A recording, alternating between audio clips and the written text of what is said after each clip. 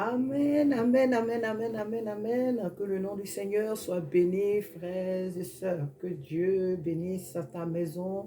Que Dieu bénisse vraiment toutes tes occupations. Que Dieu bénisse vraiment toute ta famille. Amen. Que Dieu te bénisse abondamment. Alors, nous allons prier d'abord. Bon, je ne le fais pas souvent, mais je pense que quand l'Esprit nous permet de le faire, il faut le faire. Amen. Amen. Éternel notre Dieu, nous voulons, dans le nom de Jésus, je te confie, Papa, ce moment. Père de gloire, je t'invite, oh Papa, à prendre le contrôle de ce sujet que tu m'as mis à cœur de partager avec mon frère, ma soeur, Seigneur Dieu de gloire. Tu ne m'envoies pas, oh Père de gloire, juger. Et je ne suis pas juge de qui que ce soit. Et voilà pourquoi, Seigneur, je m'abandonne entre tes mains. Mets les mots qu'il faut dans ma bouche et permets que, ô Dieu de gloire, chacun de nous reçoive, ô Dieu de gloire, ce que tu as maintenant, ô Dieu de gloire, à dire à chacun de nous, car j'en suis concerné, oui, moi la première. Merci Seigneur, parce que tu le fais. Je te recommande ce moment. Bénis mon frère, bénis ma soeur, fais-nous du bien, maintenant dans le seul nom de Jésus-Christ. Amen, amen, amen, amen, amen. Alors, je viens encore en cette journée vers toi, bien-aimé, pour partager ce moment avec toi. Amen. Pour partager ce moment avec toi parce que Dieu me permet de venir vers toi pour partager ce sujet. Amen. Alors, de quoi est-ce qu'il est question? Nous allons le lire d'abord dans le livre de Néhémie, le dernier chapitre de Néhémie. Amen. Nous allons lire ensemble. Néhémie chapitre, donc c'est le chapitre 13, à partir du verset 23. Voilà. Alors, la parole de Dieu dit, Amen. À cette même époque, je vis des Juifs qui avaient pris des femmes asdodiennes, ammonites, moabites. La majorité de leurs fils parlaient l'asdodien et ne savaient pas parler l'hébreu. Ils ne connaissaient que la langue de tel ou de tel peuple. Je leur fis des réprimandes et je les maudis. J'en frappai quelques-uns, je leur arrachai les cheveux et je les fis jurer au nom de Dieu en disant, vous ne donnerez pas vos filles à leurs fils et vous ne prendrez leurs filles ni pour vos fils, ni pour vous. Amen. On va s'arrêter là. Alors, le sujet pour lequel, sinon la pensée pour laquelle Dieu m'envoie, Dieu me permet d'ouvrir ma bouche encore devant toi en cette journée, c'est, il est question de nos langues en tant que peuple. Pourquoi? Parce que la dernière fois, le Seigneur m'a permis de faire une vidéo. Il m'a donné l'occasion de faire une vidéo concernant, en tout cas, de parler notre langue. Amen. Donc, cela est vraiment, vraiment, vraiment nécessaire et très, très important qu'un peuple vraiment sache parler la langue que Dieu lui a donnée. Cela est très important. Alors, nous avons aujourd'hui des pays, des nations qui nous ont colonisés et donc, il est tout à fait normal que nous parlons leur langue parce qu'elles nous ont colonisés et nous apprenons leur langue dans nos écoles et partout. Et finalement, ces langues-là sont devenues nos langues, je dirais, communicatives, hein, nationales. Ce sont elles que nous parlons et tout. Cela n'est pas mauvais aux yeux de Dieu. Amen. Cela n'est pas mauvais. Là, je suis en train de parler en français. Donc, et la majorité des personnes me comprennent. Donc, donc vous comprenez que c'est important, c'est vrai. Mais à chaque peuple, Dieu a donné une langue.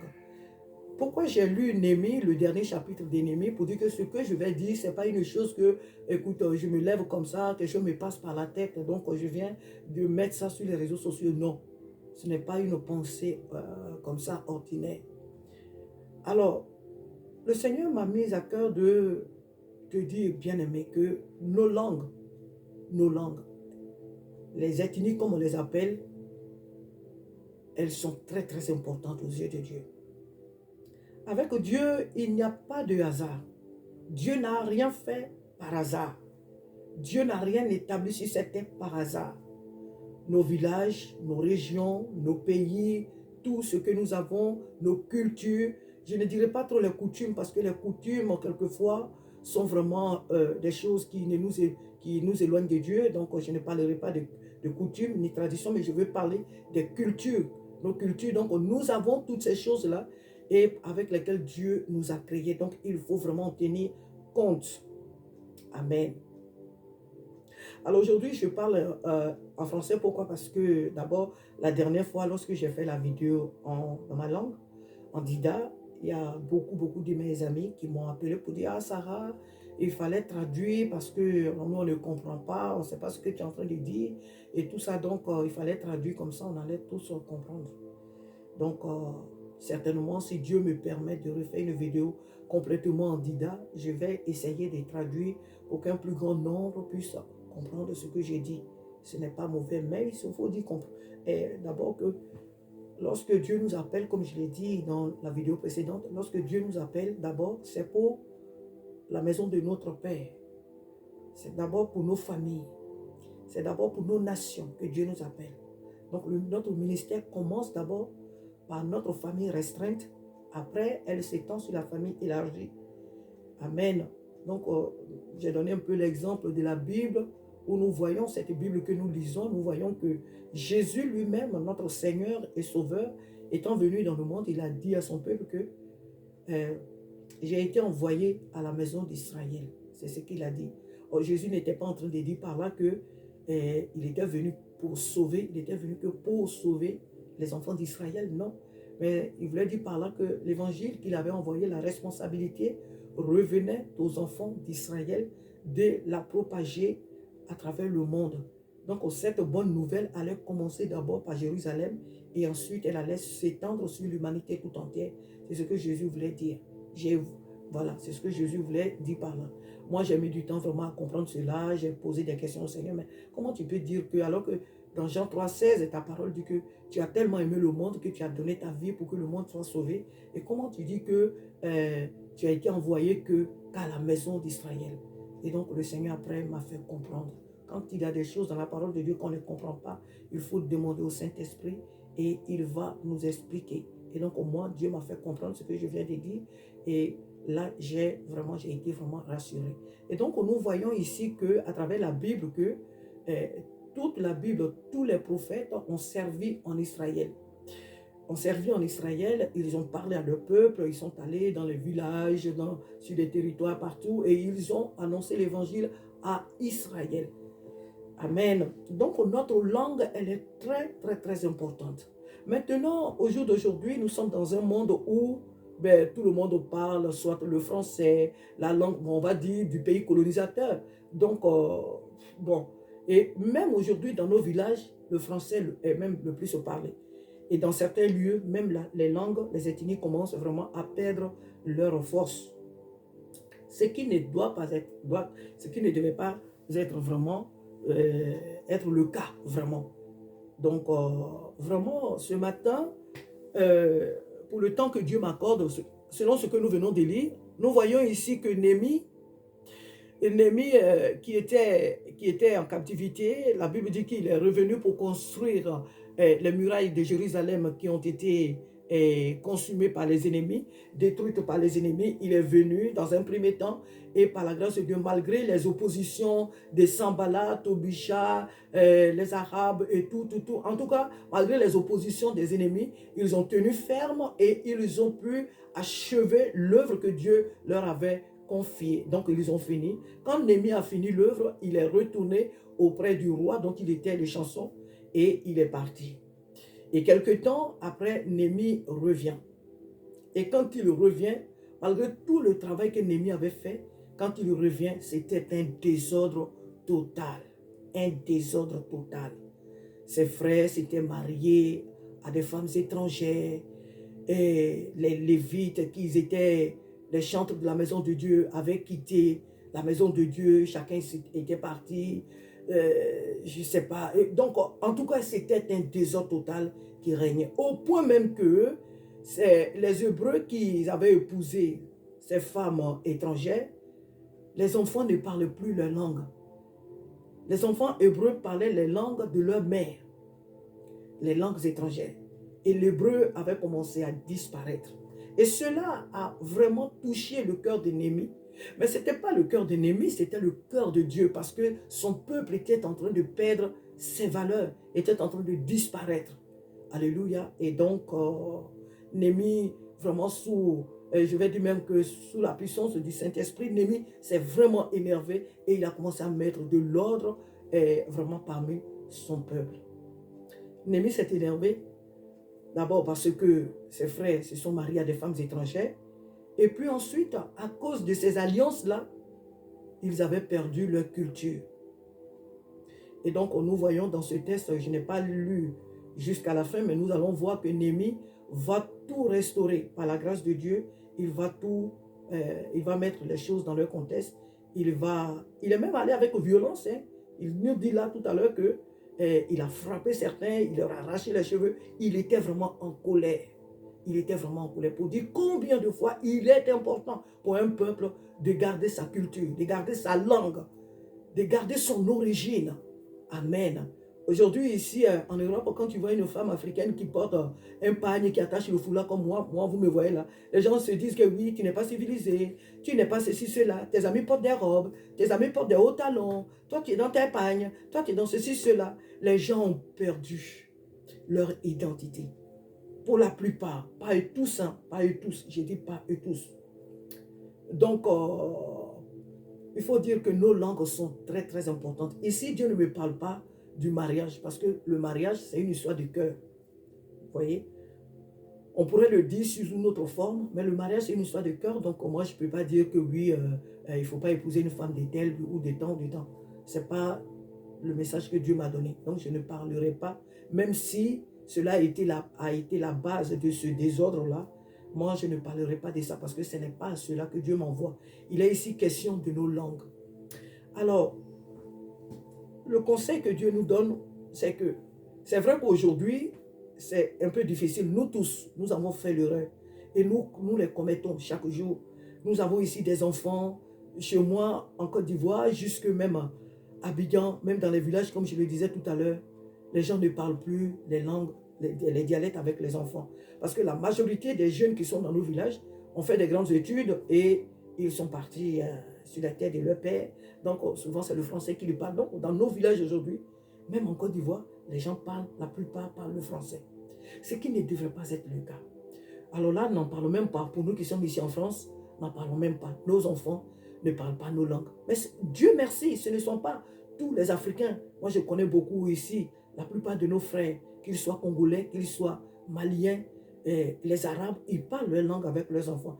Mais c'est que nous, les Ivoiriens surtout, qui avons fait cette bêtise-là et qui la faisons. On ne parle pas nos langues avec nos enfants dans nos maisons et les enfants ont du mal à parler nos langues. Et donc, ces enfants-là seront perdus. Après nous, quand nous, notre génération ne sera pas là, nos enfants seront perdus. Mais comment est-ce qu'il faut les rattraper? Je pense que c'est de cela que je vais parler. Bon, je ne vais pas faire une longue vidéo, mais c'est ce conseil-là que je vais apporter quand même à chacun de nous. À moi, premièrement, et à toi, mon frère, à toi, ma soeur. Pour nous, notre génération, c'est-à-dire que nous qui avons quitté la Côte d'Ivoire, qui avons quitté l'Afrique, qui sommes nés en Afrique, qui avons grandi en Afrique et qui sommes venus ici en Europe, nous savons très bien parler nos langues. Nous savons d'où nous venons. Nous connaissons nos villages. Même si nous sommes, comment je vais le dire, même si on n'est jamais allé dans ces villages-là, mais au moins, on a quand même la connaissance de là où nous venons. Donc, qu'est-ce qu'il faut faire à nos enfants ici? Premièrement, il faut leur montrer, il faut leur dire, ils savent, les enfants savent, hein, tous nos enfants savent que nous sommes, qu'on connaisse nos pays, si tu es du Congo, la Côte d'Ivoire et autres, nos enfants en Afrique connaissent les pays d'où nous venons, mais il faut surtout leur montrer la région, le nom de la région, il faut leur montrer le nom de la famille, c'est-à-dire le nom de votre famille au village, il faut que l'enfant connaisse le nom de votre village, le nom de votre famille même dans le village. Comment votre famille s'appelle? Quel est le nom de votre famille? Il y a aussi le nom de la famille élargie dans le village et il y a le nom de la famille restreinte du village.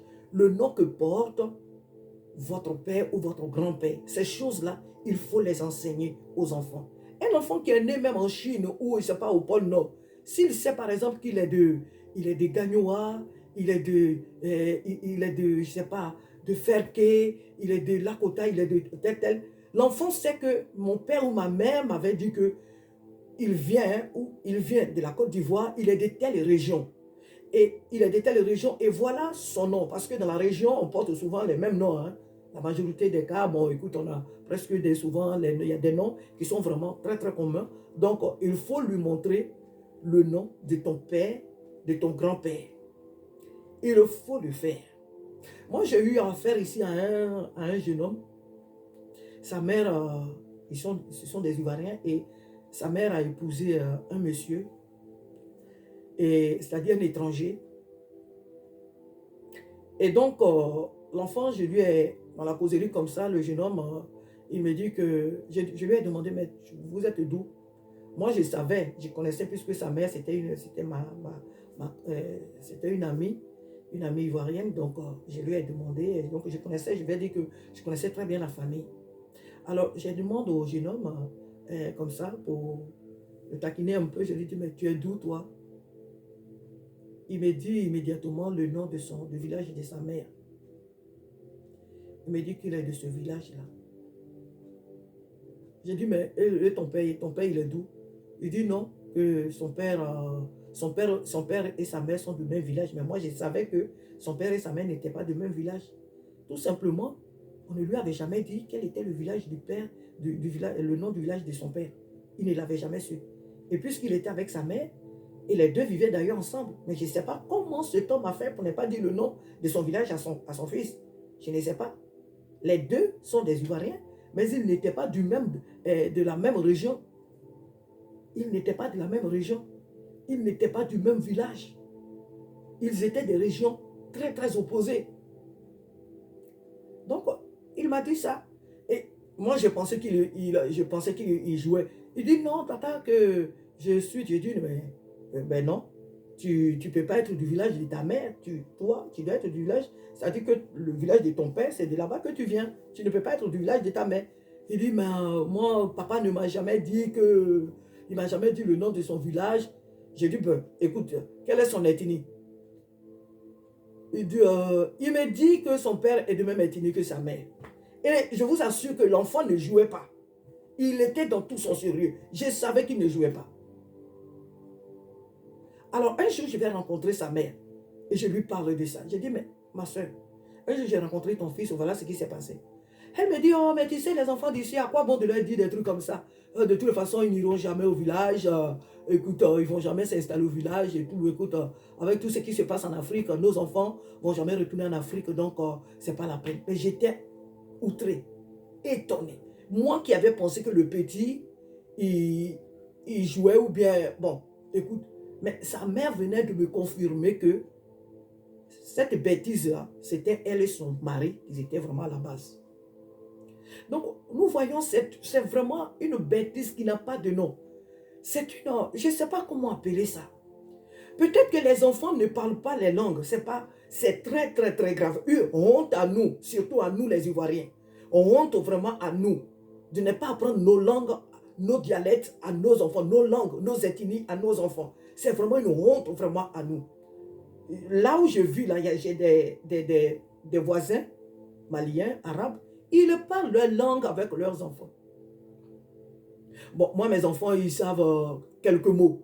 Quelques mots, ils en parlent. Ça dit bonjour, viens, on va manger, je m'en vais ici, comment tu vas? Ces quelques mots-là, ils ont appris ça parce que souvent, je leur dis ça comme ça, donc ils le font.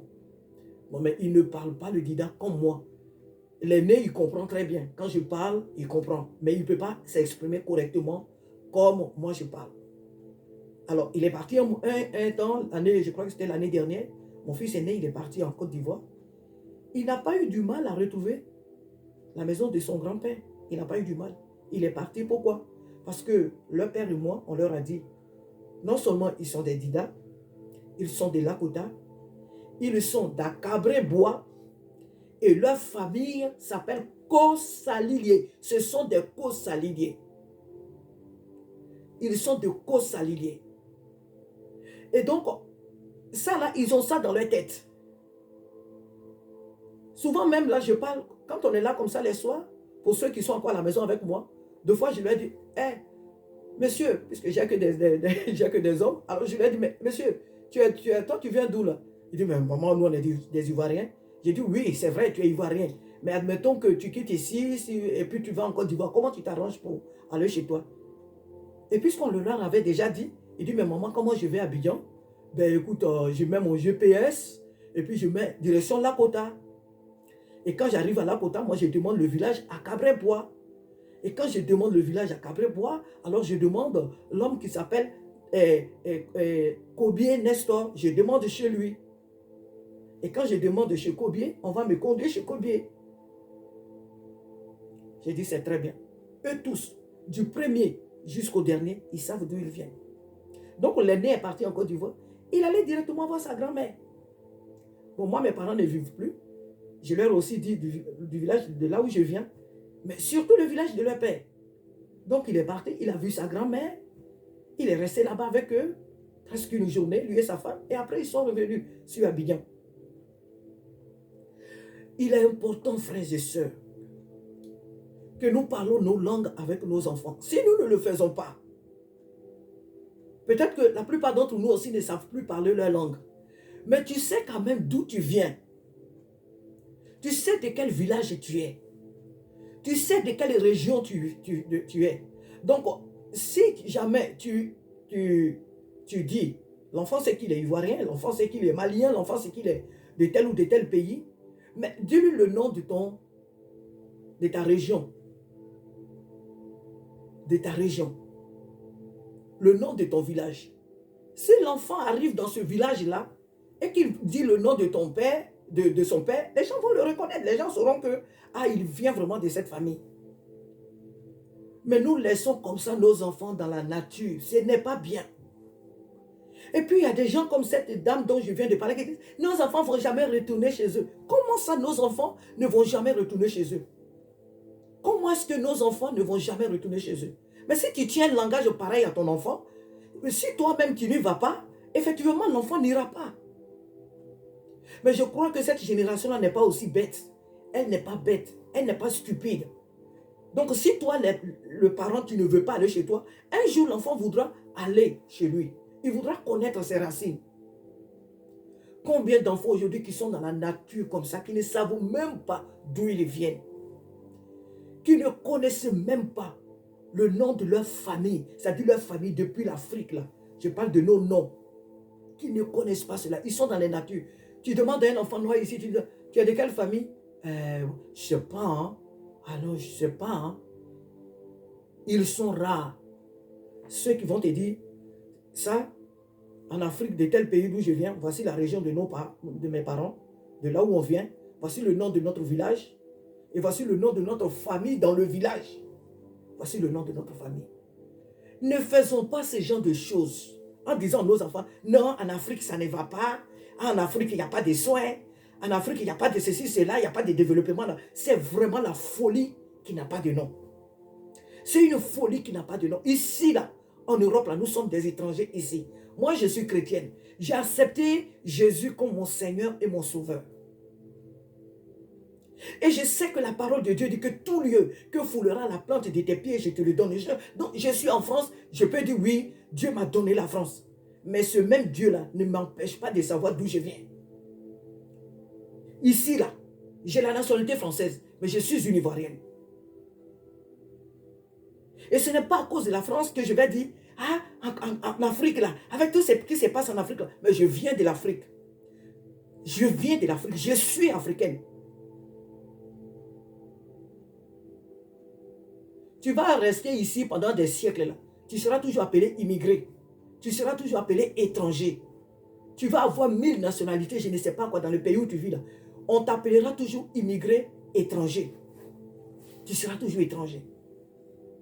Donc, arrêtez de mettre dans la tête de vos enfants, en Afrique c'est comme ça. En Afrique c'est comme ça. Les gens qui sont en Afrique là, ils vivent, je peux même dire mieux que nous qui sommes ici. Les gens qui sont en Afrique là, ils vivent. Dieu leur donne aussi le souffle. Ils vivent.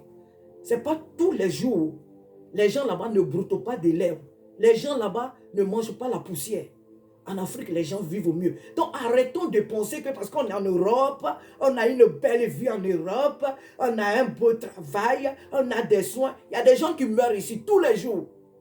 Il y a des soins ici, mais il y a des gens qui meurent tous les jours.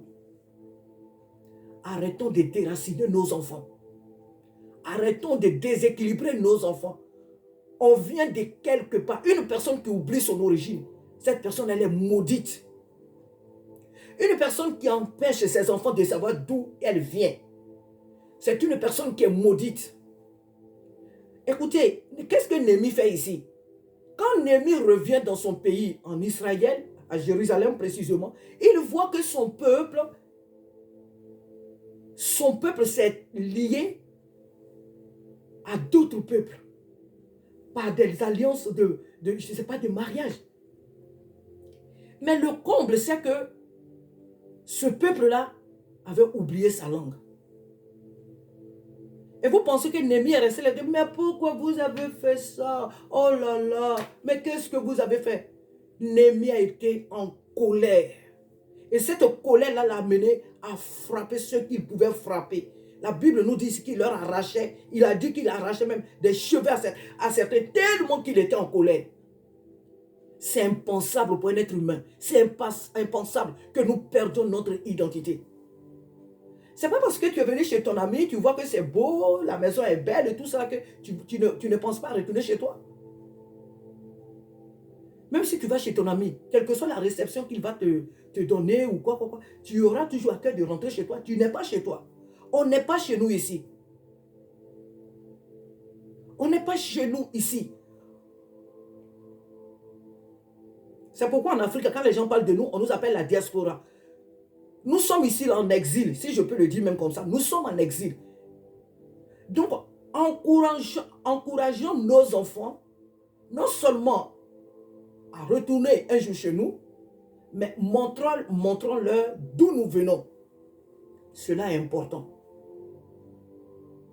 Moi, je ne te parle pas du mariage que tu ne dois pas épouser tant. Ça, c'est ton choix. Ça, c'est ton choix.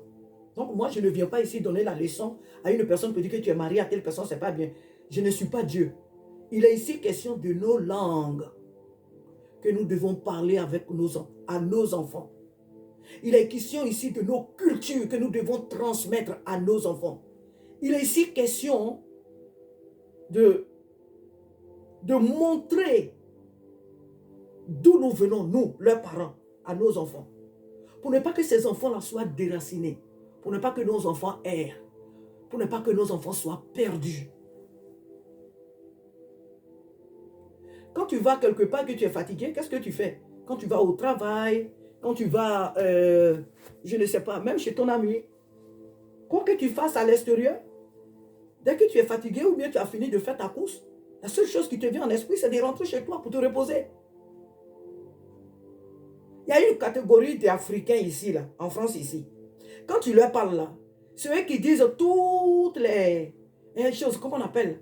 Ceux qui rencontrent leur vie. Ah, moi, l'Afrique, non, moi, je ne retournerai jamais en Afrique.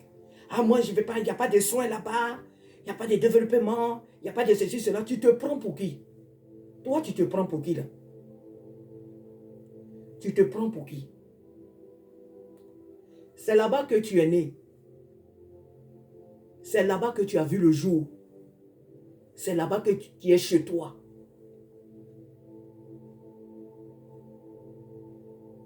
C'est là-bas que tu es né. Et l'Afrique, l'Afrique, on a là-bas la meilleure des vies. On a une très belle vie en Afrique. Les Africains sont très heureux. À part les histoires politiques qui dérangent notre continent. Mais l'Afrique est bénie de Dieu. L'Afrique est bénie de Dieu. Heureux les Africains. Heureux ceux qui vivent en Afrique. C'est malheureux de voir des gens qui veulent venir en tout plein en Europe et qui passent par l'océan qui se tue pour venir ici. Parce qu'ils pensent qu'en venant ici, ils auront tout. Tout. C'est malheureux. Dieu a permis que nous autres, nous venions ici. Nous le bénissons. À lui soit toute la gloire. Il sait pourquoi il a voulu qu'on vienne ici. Mais ce n'est pas parce qu'on est en Europe qu'on va penser que de là où Dieu nous avait, de là où nous venons, on doit cracher dessus. Non. Bien-aimé, je t'invite à dire à tes enfants d'où tu viens.